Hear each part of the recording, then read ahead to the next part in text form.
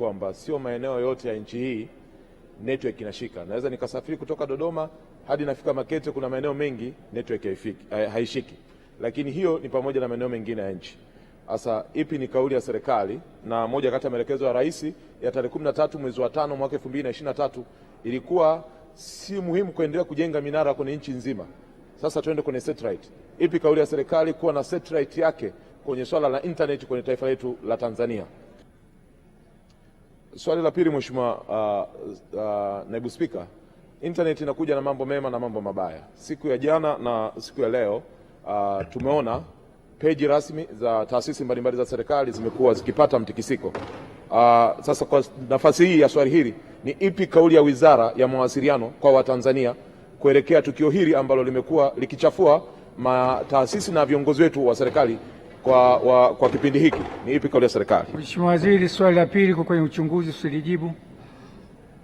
Jibu la kwanza. Waziri, una majibu?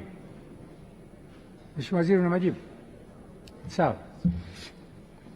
Mheshimiwa Naibu Spika, kwanza naomba nimpongeze Mheshimiwa Naibu Waziri kwa majibu mazuri aliyoyatoa, na naomba kwa ruhusa yako nimjibu Mheshimiwa Sanga kama ifuatavyo. Moja, ni dhahiri Mheshimiwa Dr. Samia Suluhu Hassan ameshatoa maelekezo ya nchi yetu kurusha satellite yake, na kwenye hotuba yangu ya bajeti hapa wiki iliyopita nilielezea ziko hatua tumeanza kuzichukua, ikiwemo kuanza mchakato wa uridhiaji wa mikataba miwili: mkataba wa sheria za kanuni za nchi za utafiti wa anga ya juu wa mwaka 1967, lakini na mkataba unaosimamia usajili wa vyombo vya anga za juu wa mwaka 1975.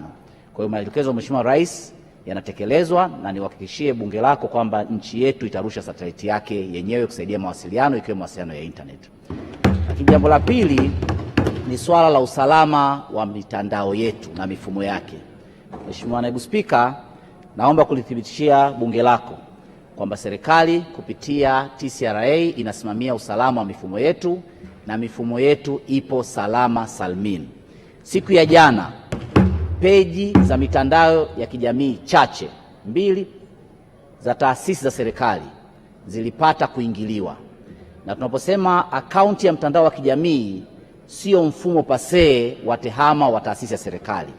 Ni akaunti ambayo hata mimi na wewe tunayo. Ni akaunti ambazo taasisi hizi kupitia maafisa wake, wengine wa ngazi za chini, wanaweza kutumia hata simu ya mkononi kulogin kwa ajili ya kufanya habari mbalimbali za taasisi. Kwa zile taratibu zao za kiusalama zilikuwa si thabiti na ikasababisha kuweza kuingiliwa.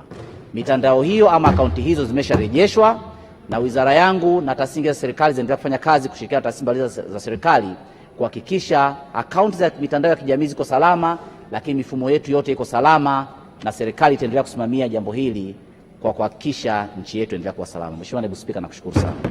Asante.